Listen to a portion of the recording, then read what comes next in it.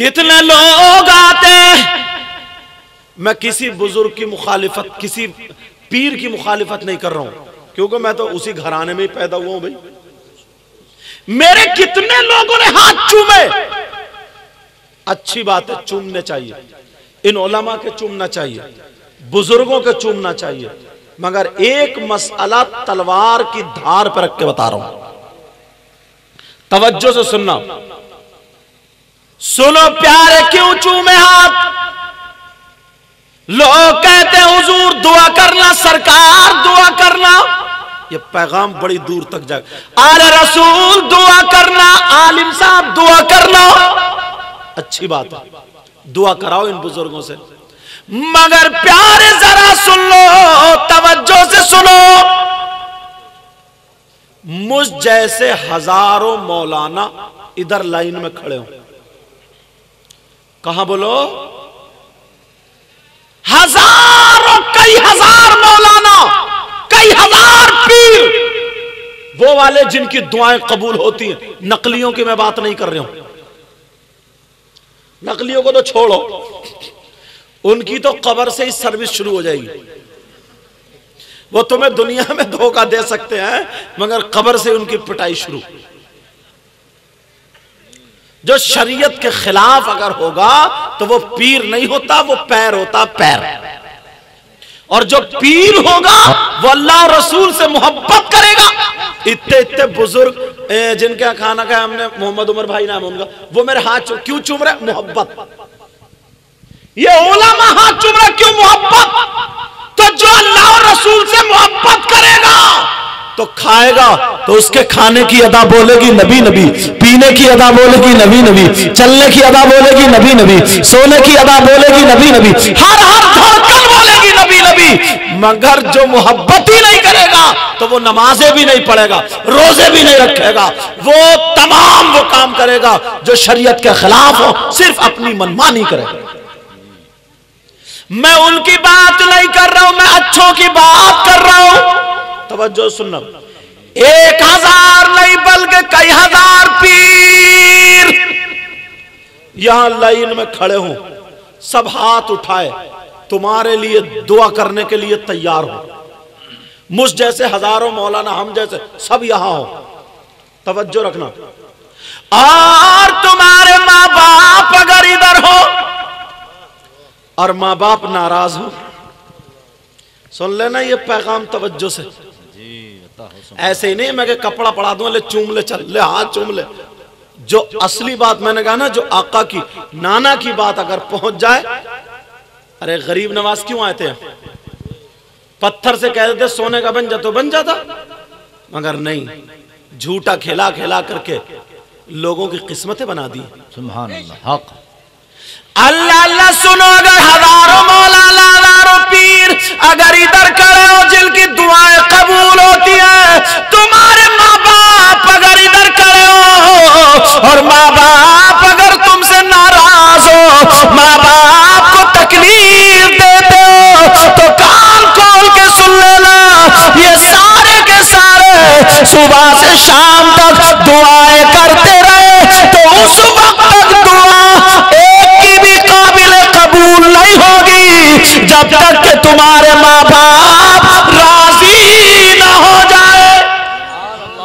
अल्लाह बेशक, अगर माँ बाप नाराज हैं तो तुम्हारे हक में एक की भी दुआ काबिल कबूल नहीं। बेशक। अब पहला सबक क्या हुआ? हमें किसे देखना बोलो? किसे देखना बोलो? अपने माँ बाप को। और माँ बाप राजी हैं, मुझसे दुआएं करो तो इस गुनाहगार की भी हो सकता कबूल हो जाए, इनसे दुआएं करो, इनकी दुआएं खुशबू देंगी। पीरों से दुआएं कराओ, पीरों की दुआएं खुशबू देंगी। समझ में आ रही बात? अब दूसरी बात उठाता हूं क्योंकि ये वक्त ही ऐसा। दूसरी बात सुनो, अगर 7 लोग हैं घर में, या 5 हैं, या 6 हैं, या 10 हैं, महीने में एक आधी दिन ऐसा गुजरता है जिसमें सबकी तबीयत ठीक हो, वरना किसी ना किसी की तबीयत खराब रहती है, कोई ना कोई बीमारी आफत होती है। बोलो है कि नहीं? ये आई कहां से? इस पर तवज्जो रखना, इस पर गौर करना। मेरे नबी, बहुत प्यारी हदीस बताने जा रहा हूं, इस पे अगर अमल कर लोगे ना तो बहुत सारी बचत हो जाएगी तुम्हारी। मेरे नबी साहबा के दरमियान बयान फरमा रहे थे, आका सुन रहे थे, आका बयान फरमा रहे थे और सहाबा सुन रहे थे। नबी बयान करते करते रो दिए, आंखों में आंसू आ गए। जैसे ही आंखों में आंसू आए, नबी रोते रोते थोड़ी सी हिचकी बंध गई। सहाबा हाथ लगाना चाह रहे हैं मगर थोड़ा लिहाज अदब। नबी ने आंखें खोली, आका हमारी जान की जरूरत है तो जान, माल की जरूरत है माल, हम पूरे आप पर कुर्बान हैं, हमारे माँ बाप आप पर कुर्बान है। बोले तो आका तकलीफ क्या है? तो मेरे नबी ने फरमाया, हाँ तकलीफ है मगर तुम दूर नहीं कर सकते। आका फिर भी तो क्या है, दिल हल्का हो जाएगा, बता ले। और जब आका ने बताया तभी तो हमें पता चला।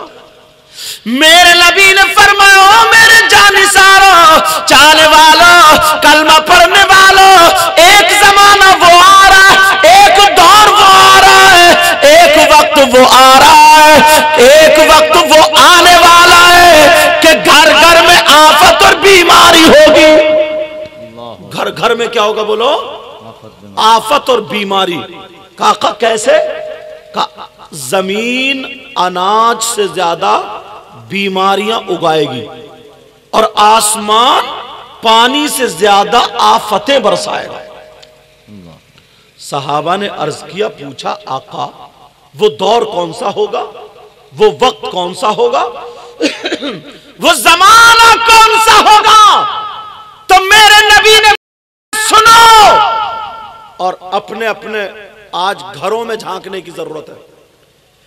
मेरे नबी ने फरमाया, वो जमाना वो होगा, वो वक्त वो होगा, वो दौर वो होगा जब मर्द और औरतें बेहयाई करते करते, बेपर्दगी करते करते, फैशनीले कपड़े पहनने के चक्कर में अपने जिस्म को नंगा करके बेपर्दगी के साथ मर्द और औरतें अंदर से बाहर निकल आएंगे। अल्लाहु अकबर कबीरा। वो वक्त वो होगा। आज देख लो, अपने गिरेबान में झांके हम, ये बुजुर्ग बैठे, इनसे पूछो अगर गली में दो चार आदमी खड़े हैं तो औरतें आ रही हैं तो वो निकलती नहीं थी, गली बदल के चली जाती थी, या फिर जाती थी तो अपने आप को छुपा के ऐसे जैसे चोरों की तरह दीवार से चिपट चिपट। और आज